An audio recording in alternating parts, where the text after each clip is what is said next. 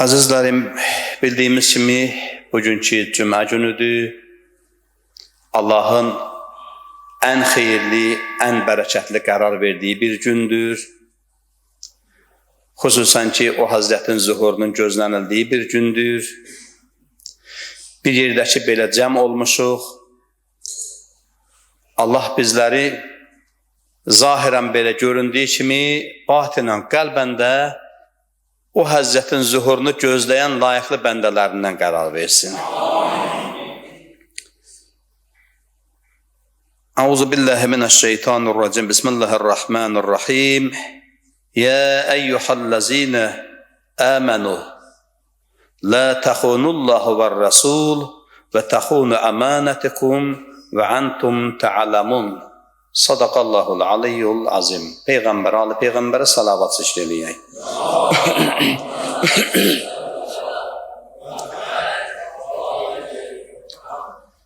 İnşallah bu günləri qeyd etdiyim ayəki mübarək Qur'an-ı Şərifin Ənfal surəsinin 27-ci ayəsi Allah buyurur ki, Ya eyyuhallazine amenu, ey iman gətirən şəxslər, La tahunullah, Allah'a xəyanət etməyin. Və Resuluna xəyanət etməyin. Və tahunu amanatikum. Və entum ta'lamun. Və tahunu amanatikum. Əmanətlərə xəyanət etməyin. Və entum ta'lamun. Bunu bilə-bilə. İnşallah bu ayənin ətrafında əmanətlə bağlı, əmanət mövzusunda sizləri yormadan bəhs etməyə çalışacağım inşallah. Həqiqətən də əmanət çox mühüm bir mövzudur. Zahirən belə baxanda əzizlərim, heç dini, şəri məsələlər öz yerində bir yana. Hətta belə dini inancı olmayan insanlar olsun, kafirlər olsun, kimlər olsun belə. Həqiqətən də bu əmanət mövzusu həmişə diqqət mərkəzində olan bir mövzu olubdur. Misal üçün, mən bir kəlam xatırlayıram, İmam Cəfər Sadiq əleyhissalamdan. Üsul-i Kafi kitabındadır. Səhabələrdən, ətrafındakı səhabələrdən, xas səhabələrdən biri buyurdu ki, Ya Resulullah, mən bir neçə xüsusiyyətlər çəkdim. Namazı belə, orucu belə, zəkatı belə, filan bu sözlərdə ibadətlərlə bəhs edən məsələlər çəkib, belə bir şəxs tanıyıram. Aleyküm salam. İmam Sadiq əleyhissalam ona buyurdu ki, onlar öz yerində, onun borcudur, vəzifəsidir, yerinə yetirirlər. Diqqət yetir, vəzifəsidir, yerinə yetirilir. Onun doğru danışmağına, əmanətə xəyanət etməməyinə, bu məsələlərinə fikir verir. Nə cürdür? Deyəndə cavab verdi ki, yox, onu bilmirəm. Deyəndə imam davam etdi ki, mən yenə təkrar olsun deyirəm bu sözü. Deyir ki, o vəzifəsidir, yerinə yetirir. Oruç, namaz, zəkat filan da ibadət məsələlərini. Amma onun bəzi məsələləri var ki, bunlar zahirən görürsə də, əzizlərim, bir mənəvi məsələlər tərəfi var da, mənəvi tərəfləri var. O ki, qala qeyd etdiyimiz kimi, Allahın buyurduğu ki, Allaha xəyanət etməyin, Rəsuluna xəyanət etməyin. Yəni, xəyanət deyiləndə, yəni burada ayədə, bu qısa bir ayədə bir neçə mövzudan bəhs edir. Mən bunun hamısından danışmağa vaxtım çatmaz mənim. Müəyyən məsələlər indi, iş gündür, işə gedəndə insanlar müəyyən vaxt təyin olunubdur, belə deyək. Amma ən çox diqqət çəkən məsələ burada əmanətə xəyanətdən gedir söhbət. Yəni, burada mövzu çoxdur bu qısa ayənin içində. Təbii ki, hər bir işdə insan gərək birinci Allahı nəzərə alsın. Fərqi yoxdur, xəyanət etməkdə də, əmanətdə də, ondan sonra hər bir məsələlərdə. Misal üçün, bizim inancımızda belə bir məsələ var. Böyüklərimizin, ustadlarımızın belə bir sözü var ki, müminin öhdəsinə düşən vəzifələrdən biri budur ki, mən nəsə bir iş görəndə, bir addım atanda, bir söz deyəndə fikirləşməyim ki, əmim nə deyər, dayım nə deyər, qonşular nə deyər, filan kəs nə deyər. Mən yalnız bunu fikirləşim ki, Allah nə deyər. Hər bir işdə insan gərək birinci Allahın nəzərə alsın. Eyni zamanda əmanət məsələsində. Birinci, yəni burada 3 dənə əmanətdən bəhs olunur. Allaha əmanət, Peyğəmbərə əmanət və özümüzdə olan əmanətlər. Allaha əmanət təbii ki, saymaqla qurtarmaq olmaz. Allahın bizə verdiyi nemətləri ki, məhşur ayədə əksəriyyətimiz bilirik, Quranı oxuyan qardaşlarımız, hətta oxumayanlarımız belə bu ayəni bilirlər ki, Allah insana verdiyi nemətləri saymaqla qurtarmaq olmaz. Və o nemətlərin hamısı Allahın bizə o nemət olaraqdan verdiyi ilə yanaşı eyni zamanda bir əmanətidir bizə. Hər bir şeyi nə veribdirsə Allah bizə, sanki onu bir əmanət olaraqdan bizə veribdir. Çox da geniş, mən mövzunu genişlətmək istəmirəm, geniş bəhs eləmək istəmirəm. Misal üçün, çox uzağa getməyək. Zahirən elə bu vücudumuza baxaq. Bu əldir, ayaqdır, gözdür, qulaqdır, bu danışdı, bu əzalarımızı biz Allahdan istəmişdik bunu bizə versin, istəməmişdik. Amma Allah onu istəməyə bizə veribdir. Bunun özü Allahın bizə bir əmanətidir. Biz gərək bunu elə dəyərləndirək deyə, bunları elə istifadə eləyək ki, lazım olmuş təyinatından kənara çıxartmayaq. Yəni, hər bir şeyin bir təyin olunmuş təyinatı var da. İndi burada bir Loridildə bir misal çəkim mən. Tutaq ki, tarix müəllimi riyaziyyat dərsi deyə bilməz. Ola bilsin, müəyyən məlumatları var. Amma rəsmi olaraqdan gedib orada riyaziyyat dərsi deyə bilməz. Bunun tənbihləri var, filanları var, həll eləməyə çətinlik çəkər. Çünki bunun təyinatı, ixtisası tarixsidir. Yəni, Loridildə çəkilən bu misalı. Hər bir şeyin öz təyinatını təyin etmişdir Allah. Eyni zamanda insanın da özünə məxsus təyinatı var. Allah Teala necə ki, insanı yaratdı, bu əzaları istəməyərək də insana verdiyi, bir əmanət olaraqdan verdiyi, bunların hər birisinin özünə məxsus yerdə işlənməyini istədi Allah. Bu dili bizə verməklə, ağzı, dili, dodağı bizə verməklə Allah bizdən istədi ki, biz yalnız doğru sözlər danışaq, gözəl sözlər danışaq, xeyirli sözlər danışaq. Və biz bu dillə, ağızla Allahın istəmədiyi təyinatdan çıxardaraq, haram, günah hesab elədiyimiz işlərə sərf eləyiriksə, tutaq ki, yalan danışırıq, qeybət eləyirik, söyüş söyürük, demək Allahın bizə verdiyi bu əmanətə, bu dilə, ağıza xəyanət etmiş oluruq. Bu gözü Allah Teala insana veribdir ki, baxışı ibrət olsun. Baxdıqları şeylərdən ibrət götürsün, dərs götürsün, dərk eləsin. Haram şeylərə baxmasın, yalnız halal Allahın istədiyi film baxsın. Və biz əgər bu gözümüzlə Allahın haram vurduğu şeylərə baxırıqsa, gözümüzə xəyanət etmiş olduq. Və cəm şəklində hər bir şey belədir bu. Sanki, yenə də Loridildə olsa da bir misal çəkim, yəni biz bu Allahın bizə əmanət verdiyi bu vasitələri öz təyinatında istifadə etmirik. Tutaq ki, çotan bizə nə üçün lazımdır? Yer şumlamaq üçün. Demək, biz bu gözlə Allahın istədiyi baxmırıqsa, bu dillə Allahın istədiyi kimi danışmırıqsa, biz sanki çotanla yeri şumlamaq yox, taxılı əhmək üçün istifadə eləməyə çalışırıq. Öz təyinatını kənara çıxardırıq. Və bununla belə biz onu düzgün istifadə etmədiyində, öz təyinatında düzgün istifadə etmədiyimizə görə Allahın bizə verdiyi həman əmanətlərə xəyanət etmiş oluruq. Bax, məsələ bundadır. Allaha xəyanət etmin deyəndə geniş mövhumda onun söz yox. Tutaq ki, Allahın bizə verdiyi nemətlərin ən üstünü bəlkə də, ən dəyərlisi bəlkə də nədir? Dindir, şəriətdir. Zahirən ola bilsin, ətrafımıza baxırıq. Mən fərq qoymuram mən bu məsələdə. Namaz qılsın, qılmasın, oruç tutsun, tutmasın. Bu məsələ mən fərq qoymuram. Nə istəyir, onun nə üçün lazımdır ki, din şəriət insana? İnsana din şəriət onun üçün lazımdır ki, insan kimi yaşasın. Din şəriət insandan, Allah insandan nə istəyirsə, onun hamısı insanın öz təyinatında yaşamağını istəmək üçündür. Tutaq ki, elə zahirən bu qısa məsələlərə mən toxunmam. Şəriət tələb edir ki, yalan danışma, qeybət eləmə, söyüş söymə, oğurluq eləmə, zina eləmə, haram yemə, hər bir işlərdə də. Bunların hamısını ona görə Allah istəyir ki bizdən. Biz insan olaraqdan yaradılmış bu vücudumuzu, bu insanlığımızı Allahın istədiyi kimi yaşayaq. Və əgər bu Allahın istədiyi kimi yaşamırıqsa, demək Allahın verdiyi bizə əmanətlərin hamısına xəyanət etmiş oluruq. Eyni zamanda və Rəsulu ayənin 2-ci hissəsində Peyğəmbərə əmanət etməyin deyilir. Misal üçün, Peyğəmbərin bizə ən birinci əmanəti nə olubdur? Peyğəmbərimiz dünyasını dəyişərkən ən sonuncu işlətdiyi kəlmə əs-salah, əs-salah, əs-salah, namaz, namaz, namaz.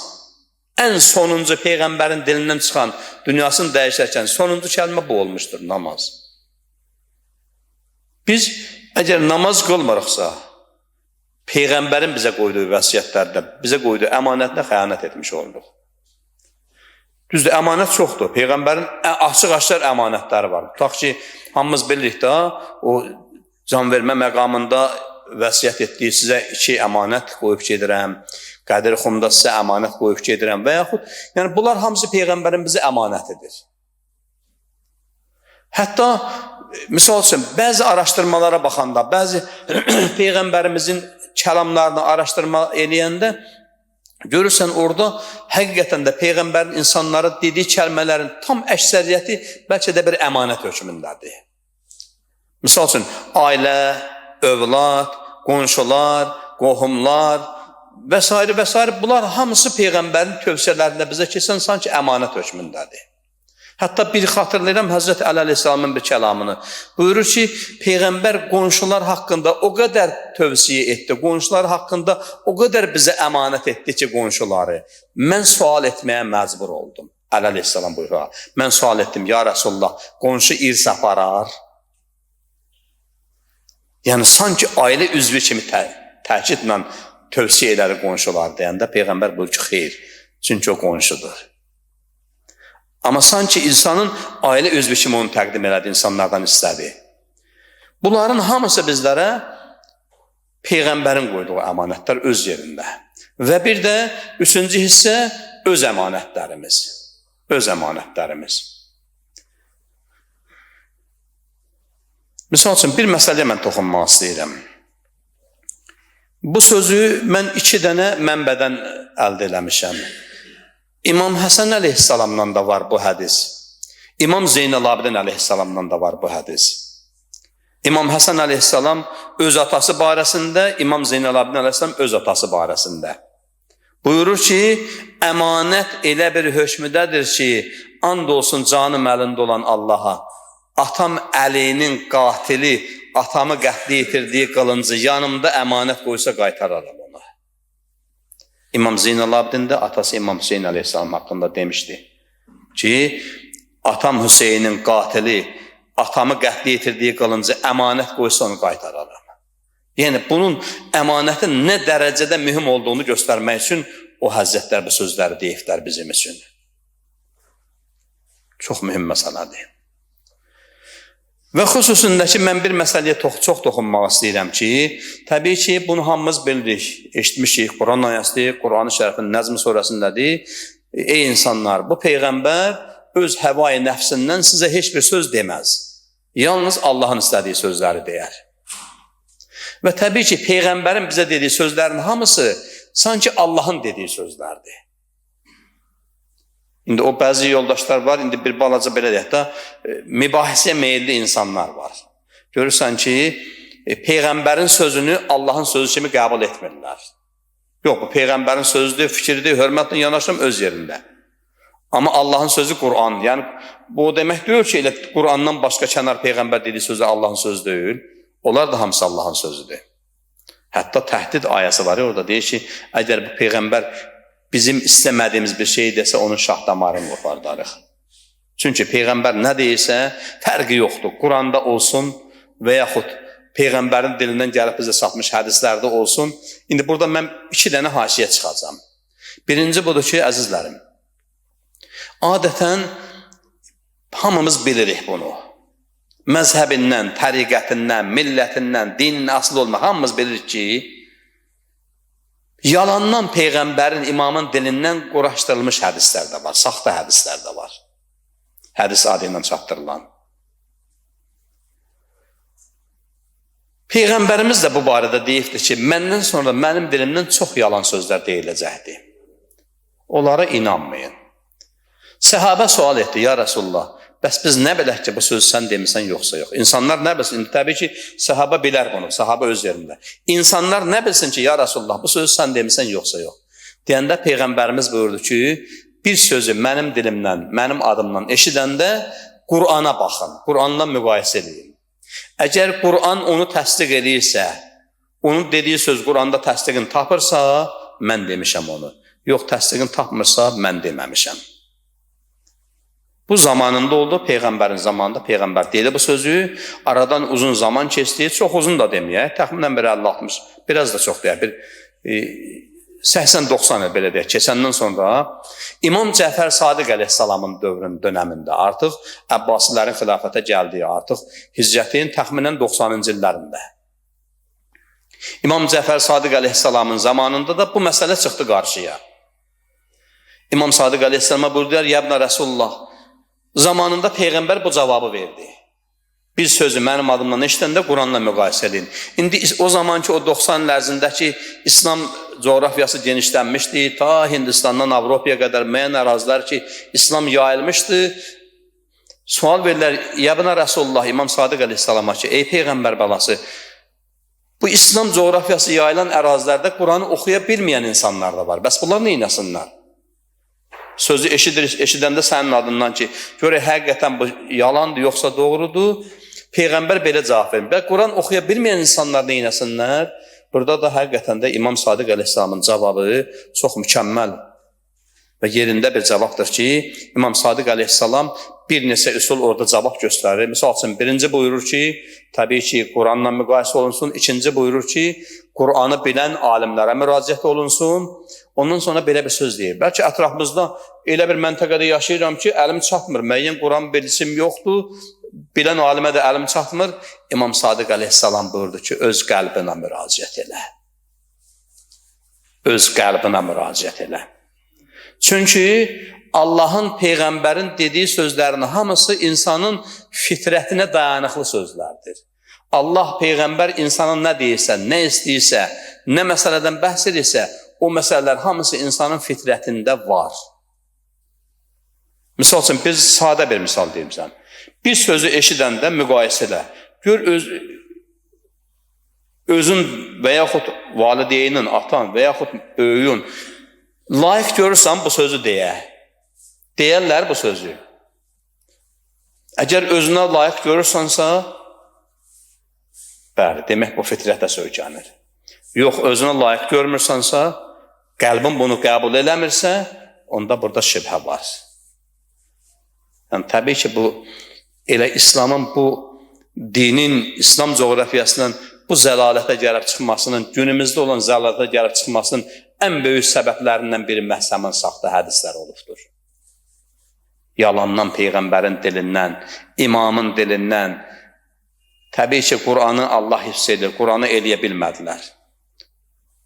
Amma İslam düşmənləri nə qədər gücləri, qüvvələri varsa, daima gecə günüz ancaq ondan çalışdılar ki, inanın, hətta mən bunun şahidi olmuşam mən bunun. 2 dənə eyni mənbə olan kitab, uzaq getməyək, Usul-i Kafi kitabı, hamımız bu saatda bizim ölkəmizdə də Allah alimlərimizi dünyasını dəyişənlərə rəhmət eləsin, qalanların ömrünə, elminə bərəkət versin, tərcümələr ediblər, çaplar olunublar.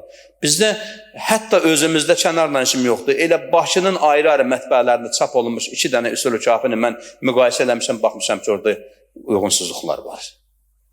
Ayrı-ayrı müəlliflər, ayrı-ayrı mətbəələrdə çap olunubdur. Yəni, bu İslam düşmənləri hər gecə günüz, ömür boyu bütün güclərini çalışıblar ki, bu məsələlərdə. Bunların da əksəriyyəti ixtilafa gətirib çıxardıqdır. Hətta Qur'anın təfsirlərinə belə. Mən yenə deyirəm, ayət heç nə deyə bilməzlər. Gücləri çatmaz, Allah vəd veribdir. Amma o təfsirlərdə, izahlarda həmişə kim özünə sərf, hər özünə sərf edən istiqamətdə yozmağa çalışıbdır. Eyni zamanda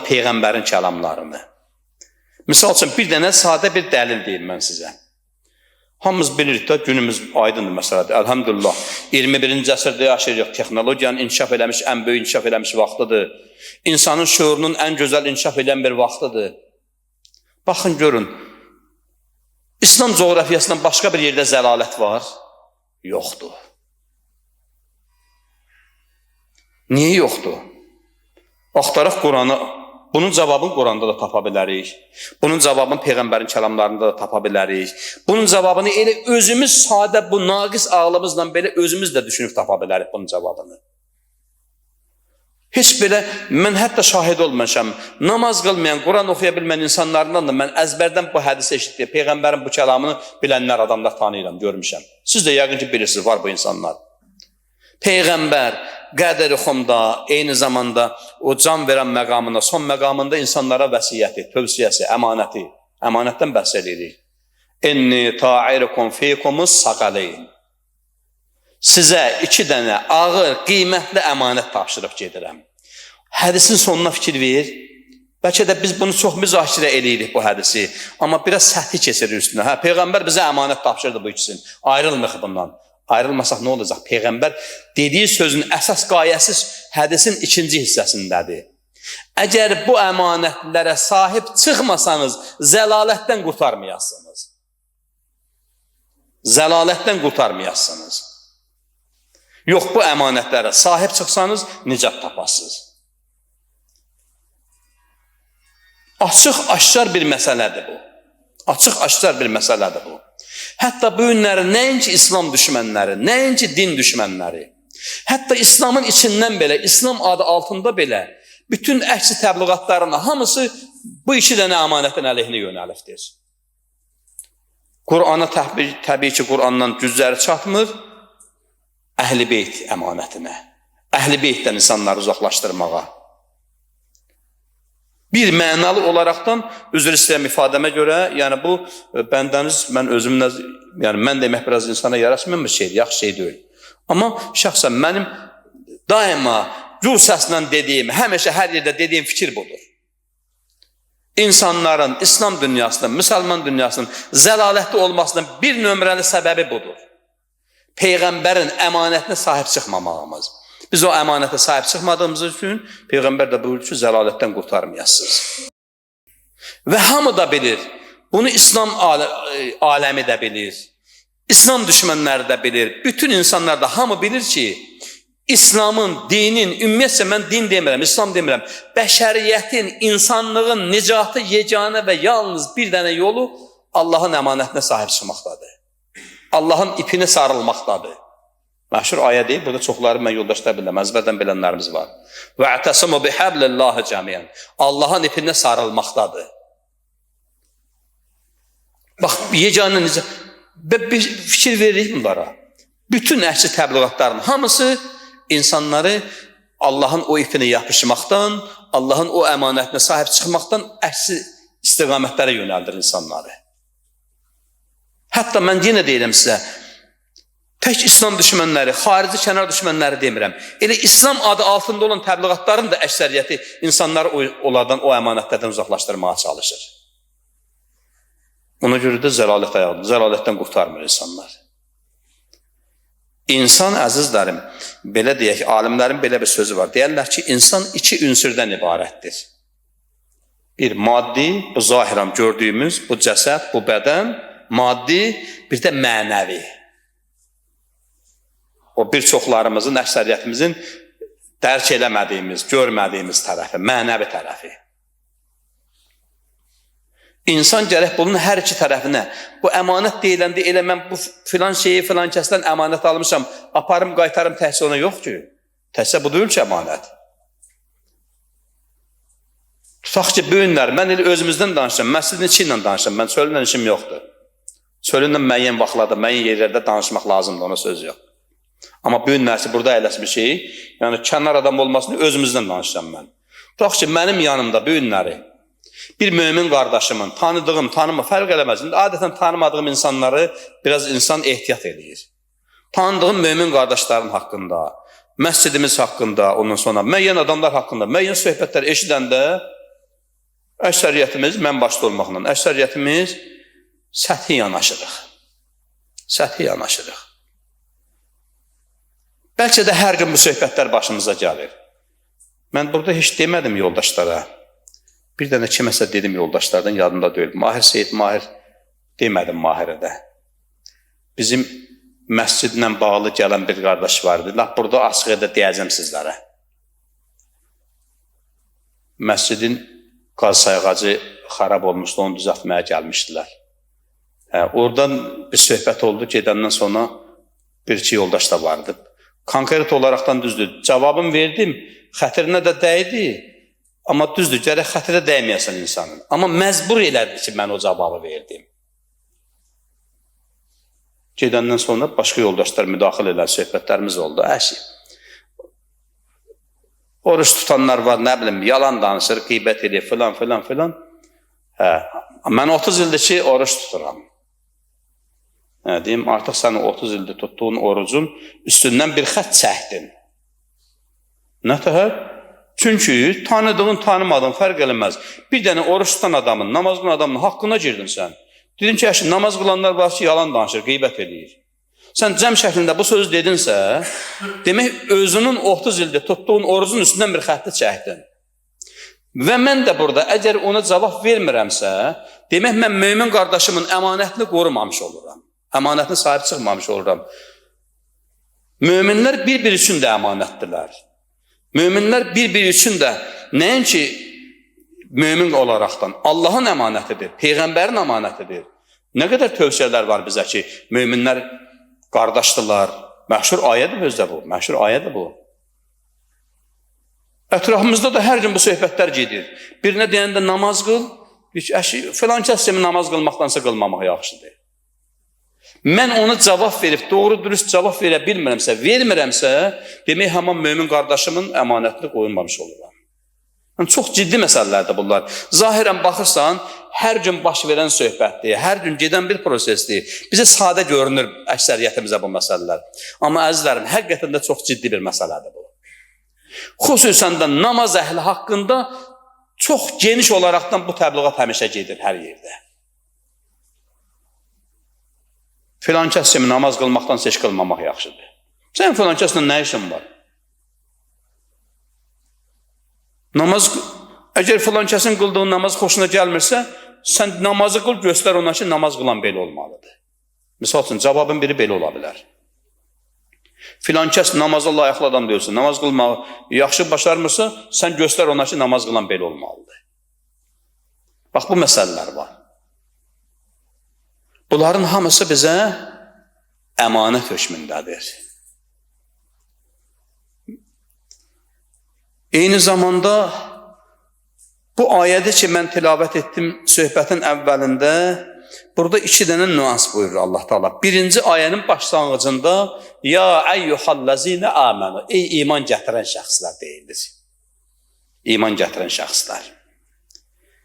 Və ayənin sonunda isə və əntum tə'ələmun, əgər bilə-bilə, bildiyiniz halda. Bax, məsələ bundadır. İman gətirənlər, yəni möminlər, Allahın, şəriətin, Peyğəmbərin ondan tələb etdiyi bir mömin olaraqdan, bir insan olaraqdan onun qarşısına qoyduğu tələbləri bilməlidir.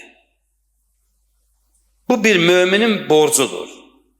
Bu bir müminin borcudur. Misal üçün, bəzi məsələlərdə mübahisə predmentinə çevirirlər. Görürsən, ən sadə bir şey deyim. Tutaq ki, bizim əqidəmizdə bir alimə, bir müctehidə təqlid etmək vacib məsələdir. Təqlidsiz olunan ibadət batil hökmündədir. İndi orada müəyyən şərtlər var öz yerində. Şərtlər var. Yaxşı, elə kör-körandan mən durum, filan kəs müctehiddir, mən ona təqlid edirəm. Xeyr.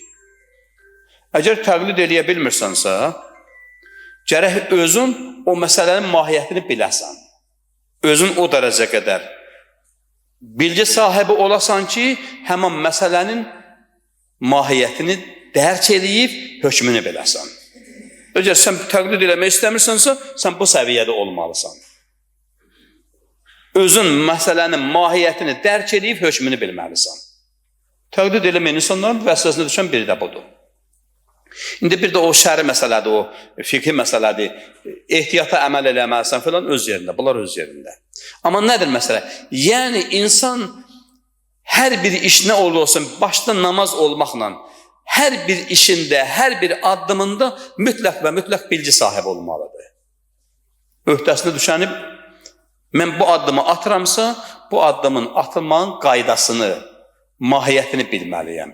Bilmirəmsə, yaxınlaşmalıyam. Yəni, təqlid həman məsələdir. Tutaq ki, burada oturmuşuq biz, tutaq ki, müştəhidlərimiz var İranda, İraqda, Suriyada, fərq yoxdur, uzaq ölkələrdədir. Təqlid edirik, hamımız onları təqlid edirik. Biz hər gün onlardan görüşür, soruşuruq məsələni, xeyr. Biz bəlkə də çoxumuz onları görməmişik də.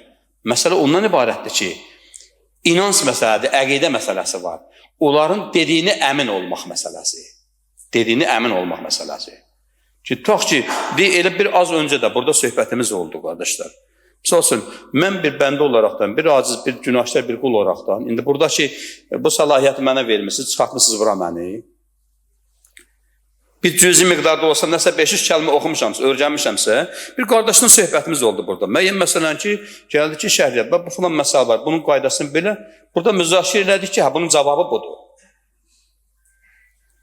Yəni, ən azından özüm bilməsəm də, ətrafındakı bilən insanlardan, hətta bilməyən insanlardan belə.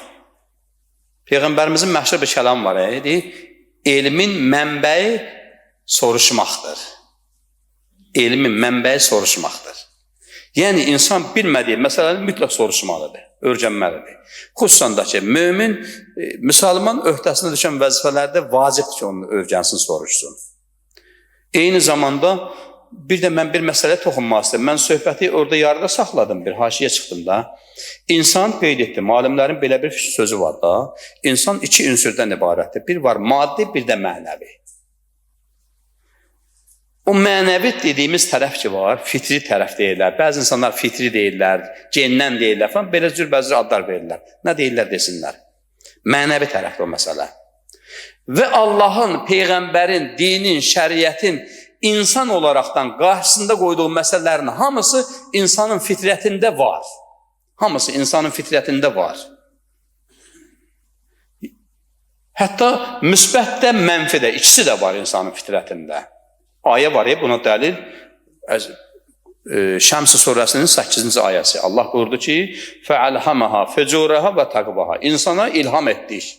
Fecuru da, təqvanı da. Nədir bu məsələ? Allah rəhmət eləsin dünyasını dəyişən alimlərimizə. Həsən əmi var idi. Həmişə belə bir misal çəkərdi. O balaca uşaq vaxtlarımızda Quran dərsinə getdiyimiz Həsən əmi vardı. Allah ruhunu şad eləsin. Deyirdi ki, fitrət o məsələdir ki, külün altında olan közə bənzəyir. Lazımdır ki, o külü üfürüb, o közü alovlandırasan. Yəni, Allahın insana fitrətinə qərar verdiyi, ilham etdiyi məsələlər hamısı sanki külün altındakı közə bənzəyir. İnsan müəyyən vasitələrlə, necə ki, o közün üstündəki külü üfürmək üçün müəyyən vasitələrdən istifadə edirik, üfürürük ağızla filanla, nəsə bir vasitə ilə o külü təmizləyib, o közü alovlandırırıq. İnsan gərək o içərisində olan, ilham olunmuş həman o məsələni də müəyyən vasitələrlə üfürüb alovlandırsın. Misal üçün, vasitələr çoxdur. Mən xatırlayıram, Allah rəhmət eləsin, Şeyx Abbas Quminin Zubdatul Əhadis kitabındadır. Çox məşhur hədislərindən birindədir Peyğəmbərimizin ki, buyurur Peyğəmbər ki, insanın qəlbi dəmir paslandığı kimi paslana bilir. Suda'an ka suda'in nuhas. Qəlb də dəmir kimi paslanır. Ondan sonra Peyğəmbər buyurdu, fəcluha. Fəcluha cilalayın deməkdir. Demədi təmizləyin. O dəmirin üstündəki pası müəyyən vasitələrlə təmizləsək, orada müəyyən bir ləkələr falan qala bilər. Amma cilalayanda orada heç bir nöqtə qədər də olsun bir ləkə qalmır. Tam parıldayır, cilalanır. Peyğəmbər deyir ki, sudaan ka sudaun nuhas, qəlb də dəmir kimi paslanır. Fəcluha, cilalayın qəlbinizi. Orada bir neçə məsələ budur. Bil istiğfar, Allahdan bağışlanmaq diləməklə və tilavətil Qur'an, Qur'an tilavət etməklə, vəzkuru, zikr etməklə və s. və s. Yəni, çox vasitələr var. İnsan qəlbinin, həmən o qəlbində olan, fitrətində olanı alovlandırmaq üçün. Qəlbini üçün. Lazımdır ki, həqiqətən də elə bu əmanət məsələsinə, yenə mən qayıdıram mövzunun üzərinə, əmanət məsələsinə gələndə, əmanət haqqında nə qədər ki, tövsiyələr olmuşdur insanlara, yenə də Allah rəhmət eləsin, dünyasını dəyişən ustadlarımıza, alimlərimizə, Allah qalanların ömrünə, elminə bərəkət versin. Bir ustad söz yadıma düşür. Həmin qeyd etdiyim Həsən əmi, biz uşaq vaxtları onun Quran dərslərinə gidərdik, Zərdab rayonundan.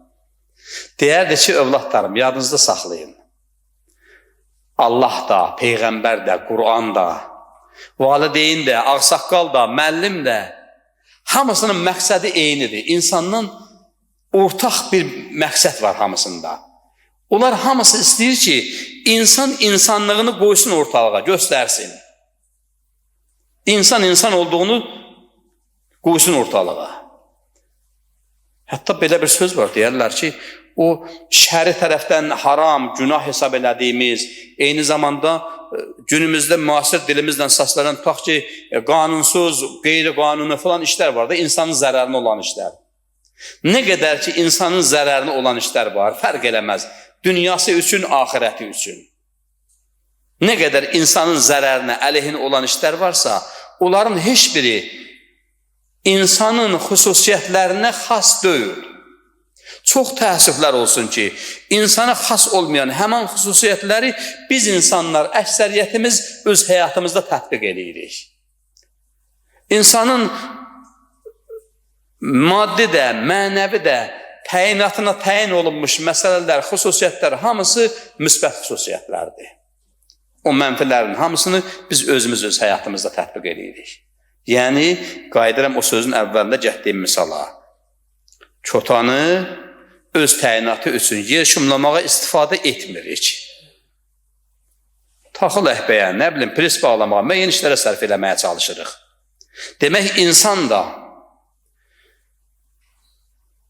danışığında, baxışında, yerişində, oturmağında, durmağında, hər bir hərəkətində, hər bir həyatında baş verdiyi mənfi, xoşa gəlməyən, günah, haram məsələlərini hamısını istifadə eləyəndə öz təyinatından kənara çıxmış olur. Öz təyinatından kənara çıxmış olur. Sizləri çox yormayacağım, çox baş ağrısı verməyəcəm. Elə bu mövzunu Peyğəmbərimizin bir kəlamı ilə yekunlaşdırmağa çalışacağım inşallah. O var da çox eşitmişik. Biri bir adam yalan danışanda, biri bir fırıldaq məsələ görəndə, xoşa gəlməyən bir hal görəndə, hamımız başlayırıq, elə insanın birinci qənimi, birinci düşməni özüdür da. Biz hamımız beləyik, biz beləyik, müsəlman belədir, bizim millət belədir. Biri yalan danışanda hamımız, elə biz beləyik, müsəlman belədir. Birinci özümüz qəlim kəsilir özümüzə. Amma çox təəssüflər olsun ki, yenə də mövzunun daxilində olan bir sözdür. Biz 100 deyək, Allahı tanıyıram. 100 deyim ki, Qurana inanıram, Peyğəmbərə inanıram, mən sevirəm, ölürəm, canım qurban. 100 deyim. Amma bunu mən əməlimlə göstərmalıyam. İslamın şərtlərinin məsələlər var. Qəlb, dil və əməl. Dillə deyib, qəlbən əmin olub, etiqad bəsləyib, əməllə göstərməlisən bunu. Əməllə göstərməlisən bunu. Yaxşı, mən əgər Allahı sevirəmsə, Allaha mənim canım qurban, Peyğəmbər belə, imam belə, Quran belə, 100 hər bir şirin dillə 100 var tökürəmsə, yaxşı, mən onda niyə bir dənə yalan danışan görəndə deyiləm, müsəlman hamısı belədir? Çünki biz bilmirik müsəlman nətər olduğunu. Və çoxumuz da heç maraqlanmırıq, öyrənmək istəmirik müsəlman kimdir. Məşhur hədisdir bu. Peyğəmbər əyləşmişdi Mədinədə, moizə oxuyurdu, bir ərəb daxil oldu içəri. Salam verdi, dedi, ya Rasulullah, bir sualım var. Dedi, buyur. Dedi, ya Rasulullah, qısaca olaraq da mənə de görüm, əsl müsəlman kimdir? O bizim bir atalar misalımız var. Deyir, uşaqla uşaq, böyüklə böyük. Bizim əqidəmizdə bu var ki, İslam əqidəsində bu var ki, Peyğəmbər hər kəslə özü başa düşdüyü dildə danışardı. Hər kəsi özü anladığı dildə danışardı. Peyğəmbər bu şəxsə belə bir cavab verdi.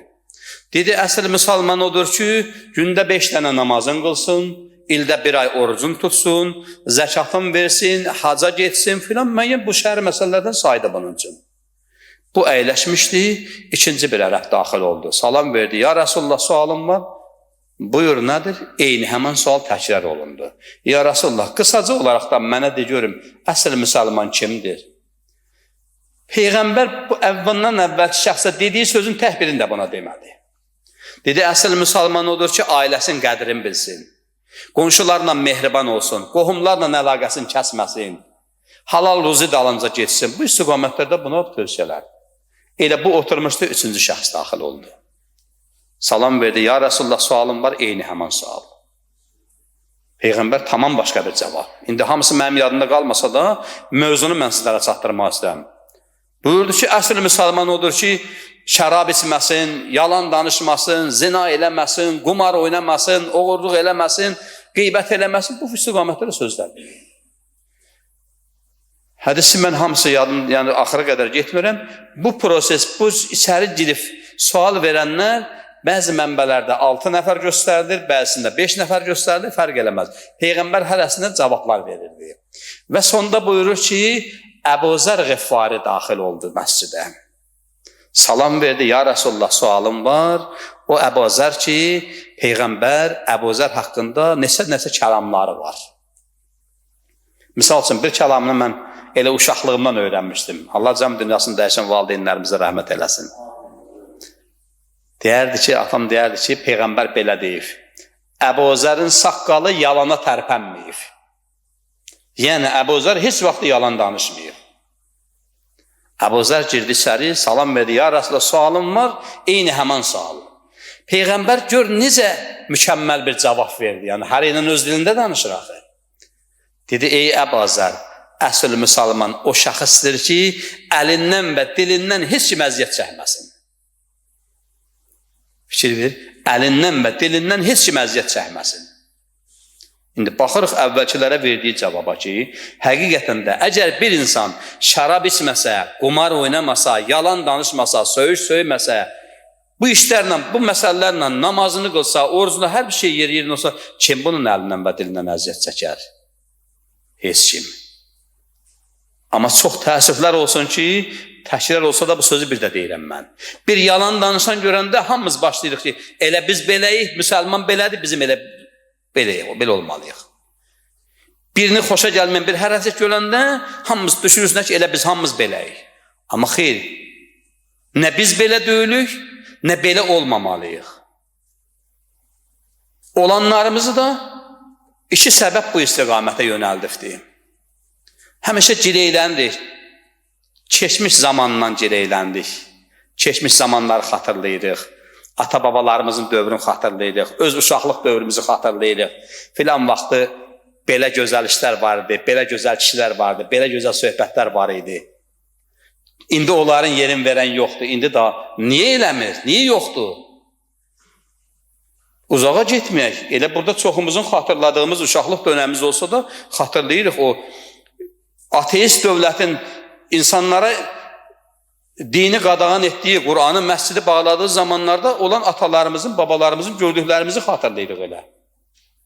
Onlar nə qədər olsa da o əqidələrində möhkəm idilər.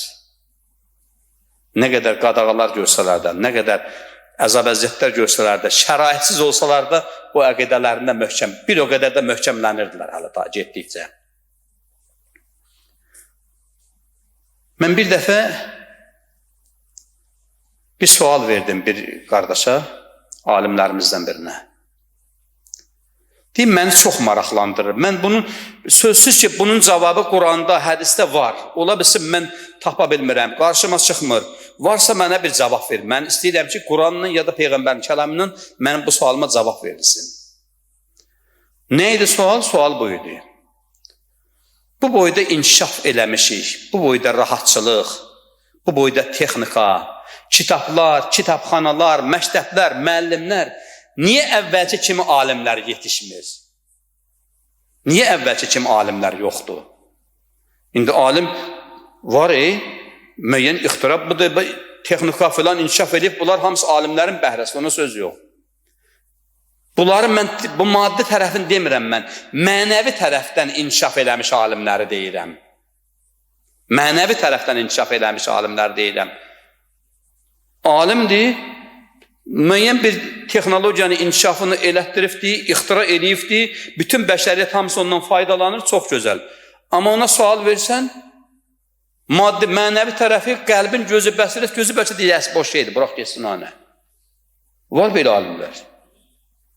Mən o biri tərəfin alimləridir. Yəni, təbii ki, bir din xadimi olaraqdan ki, din xadiminə mən müraciət edəndə özdə bildi söhbədir. Deyim, mən bu mənada istifadə edim. Peyğəmbərimizin bir kəlamını bir neçə gündən sonra WhatsApp formasında mənə göndərdi ki, bəli, mən də axtardım, Peyğəmbərimizin bu kəlamını istədim sənə göndərəm. Peyğəmbərimizin məşhur kəlamı var. Sonra yəni qarşımıza çıxdı, var o kəlam. Tam hamısını axıra etən demirəm, ehtiyac görüm, baxmasın, çox toxunmuram.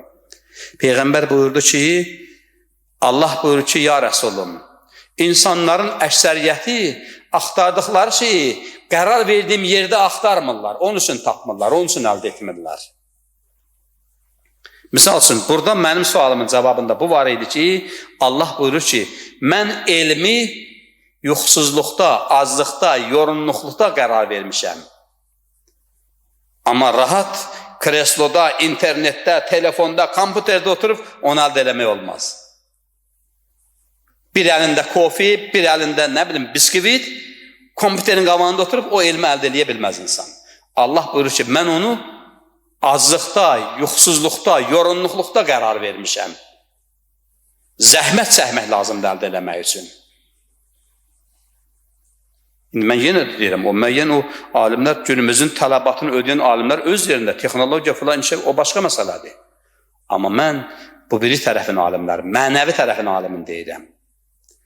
İnsan, bu sözümü mən bu mövzu ilə yekunlaşdırmağa çalışam inşallah.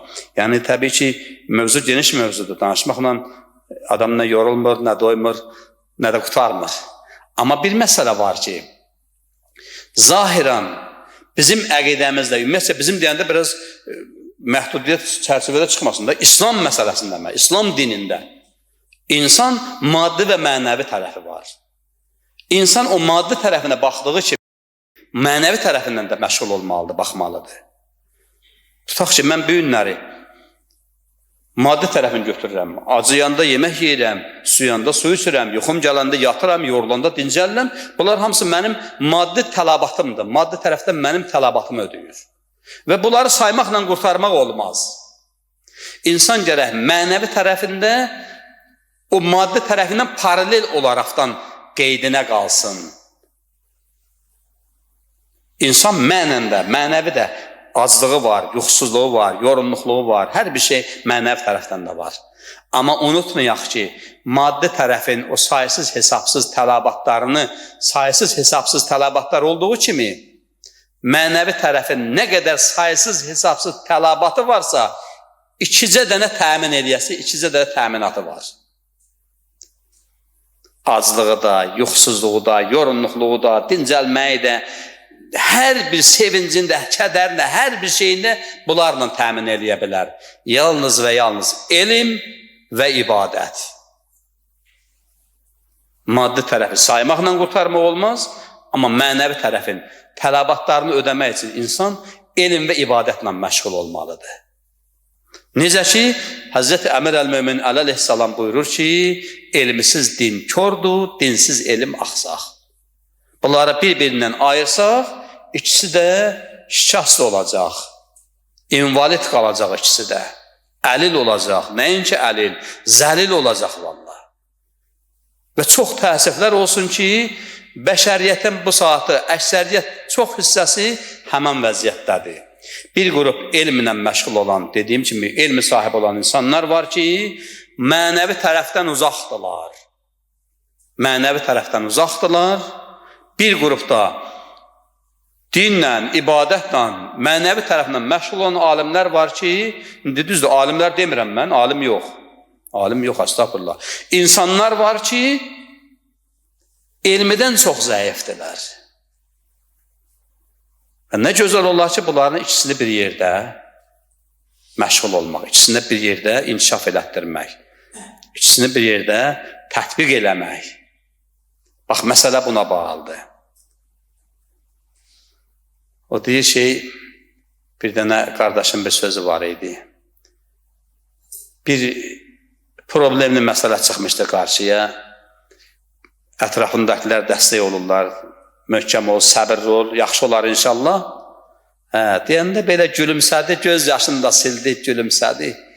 Dedi, mən böyüklərdən eşitmişəm ki, Adəm babamız da oğlunun biri o birisini vurub öldürəndə, belə mübahisə, problem qarşıya çıxanda, o yerdə qalanlara dedi ki, darıxma, səbirli ol, naxırı yaxşı olacaq. Amma Adəmin yarandığı neçə milyon oldu bilmirik, hələ də yaxşı bir şey görmürəm mən. Nə qədər ki, insanlar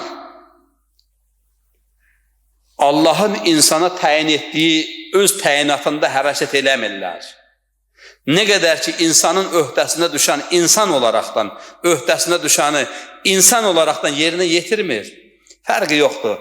İbadət etsin, etməsin, inkar etsin, etməsin, fərqi yoxdur. Hələ də yaxşı bir şey görünməyəcəkdir. Əmir əl-Mömin əleyhissalamın bir kəlamını da burada xatırlayıram. Ağaya verilən suala belə cavab verdi ki, ya Əmir əl-Möminin, ədalət nədir? Buyurdu ki, hər şeyi öz yerində qərar ver, hər şeyi öz yerində qoymaq, hər şeyi öz yerində görmək. Nadanlıq nədir? Dedi, dedim də. Hər şeyi öz yerində bilmək ədalətdir, bilməmək də nadanlıqdır.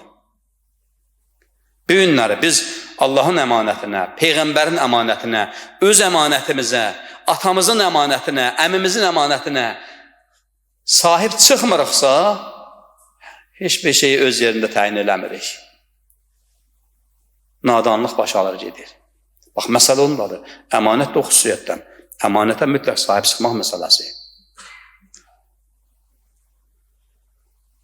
Allahdan diləyimiz budur ki, Allah bizləri özünün, Peyğəmbərinin və öz boynumuzda olan əmanətlərə sahib çıxan bəndələri olmağa qərar versin inşallah.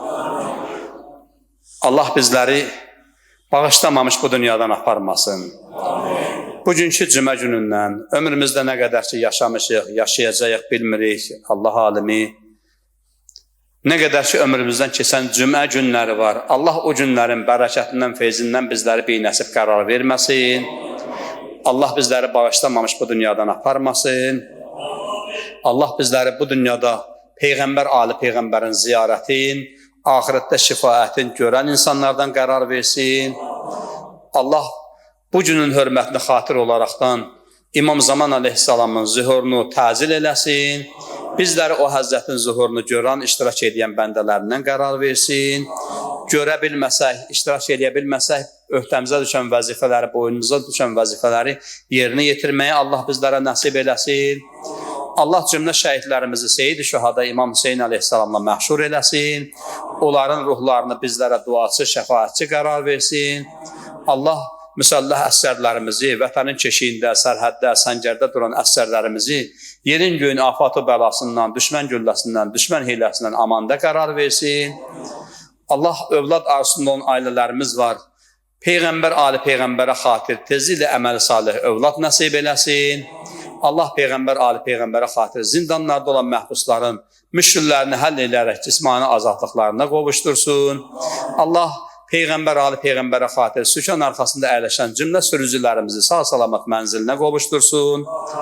Tələbələrimiz var, oxumağa gedən, işləməyə gedən, evindən, ailəsindən uzaqda olan insanları Allah işlərin avan, sağ-salamat əhli əyallarına qovuşdursun. Allah dünyasını dəyişən alimlərimizi qəriq rəhmət qərar versin. Yaşayan alimlərimizin ömrünə, elminə bərəkət versin. Hacı Eldəx Axund qardaşımız başda olmaqla səfərdə olan insanlarımız ki, bir dəstə mömin qardaşlarımız Allah evini ziyarətə gedibdilər. Eldəx qardaşımız, əzizimiz başda olmaqla cəmiyyən zəvvarları Allah ibadətlərini qəbul etsin, sağ-salamat ölkəmizə, vətənimizə, əhliyalına qovuşmağı nəsib eləsin. Allah bizləri bağışlamamış bu dünyadan aparmasın.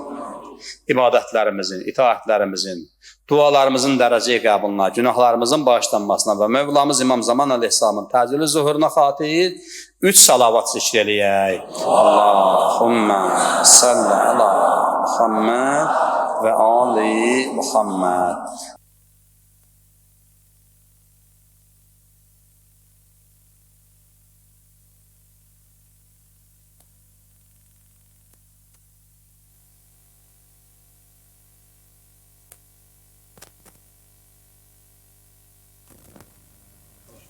Allahümme salli ala Muhammed Ali Muhammed.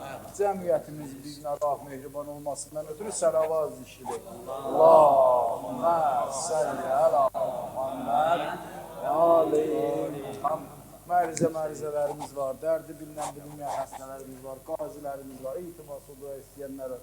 Acil şifa tapmalarından ötürü səlavat zikridir. Allahümme salli ala Muhammed Ali Muhammed. Kərbala rəhbərləri cəmaət namazını qıldırdı, həmçinin xutbə elədilər.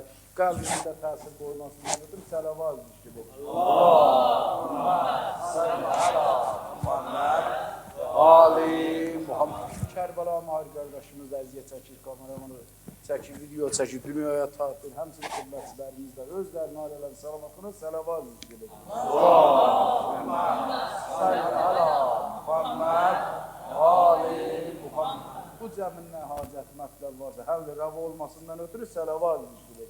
Allahümme salli ala Muhammed Ali Muhammed. Allah qəbul etsin. Məşədimizdən qardaşımız dualar dedi, salavat şiş elədik, özünün ailəsinin salamasına Fatih salavat şiş elədik.